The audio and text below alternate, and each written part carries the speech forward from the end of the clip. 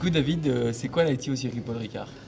L'IT, c'est très varié, c'est pas du tout ce qu'on imagine, c'est beaucoup de polyvalence, beaucoup de systèmes à maintenir opérationnels, ça peut être des écrans de vidéosurveillance, ça peut être des feux de piste, ça peut être le système de chronométrage, c'est énormément de prévention en amont. Globalement, si je devais résumer, tout ce qui est relié à une prise de courant, c'est l'IT qui gère. Ok, donc j'imagine que dans ce milieu, vous avez beaucoup d'idées reçues.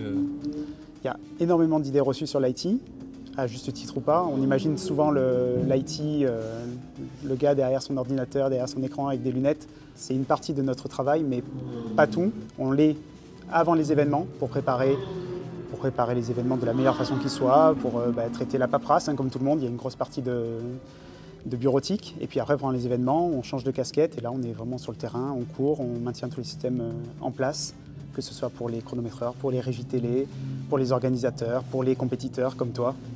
Donc voilà, il faut que la compétition se passe le mieux possible et que tous les problèmes aient pu être anticipés en amont. Est-ce que tu aurais une anecdote du circuit à nous raconter? Une anecdote, oui. On a les petits imprévus de dernière minute durant les compétitions où, par exemple, on a des petits rongeurs qui nous grignotent des câbles autour de la piste. Donc là, petite sueur froide quand ça arrive en pleine compétition.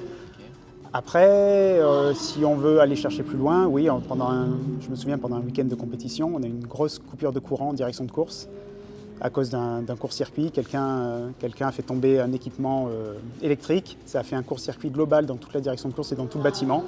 Donc, petit stress à gérer, petite intervention avec les électriciens. Voilà. Mais c'est là où on a une force, c'est qu'on garde son sang-froid, on arrive à gérer les imprévus.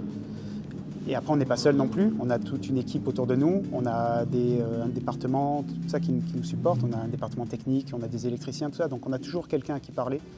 On a toujours quelqu'un qui pourra trouver solution à nos problèmes. Est-ce que tu aurais un meilleur ou un pire souvenir à nous raconter du circuit Paul Ricard? Le meilleur souvenir, ça reste quand même la première édition du retour du Grand Prix de Formule 1 en 2018. C'est à la fois le pire et le meilleur souvenir, si je puis dire, parce que la préparation a été intense. Les semaines qui ont précédé le Grand Prix n'étaient pas évidentes. Mais on a rendu un bel événement, une belle copie, et ça a été, on va dire, la plus belle des satisfactions. C'était que l'événement se passe bien et qu'au départ de la course, tout soit opérationnel. J'étais présent et c'est vrai que ça reste un beau souvenir. Dans le public, je suppose, oui. Dans les tribunes? Oui, exactement. Super. Ça va. Très bien, Antoine. Merci. Merci beaucoup. À bientôt. Je t'en prie, et puis au plaisir de te revoir sur Au la piste. plaisir.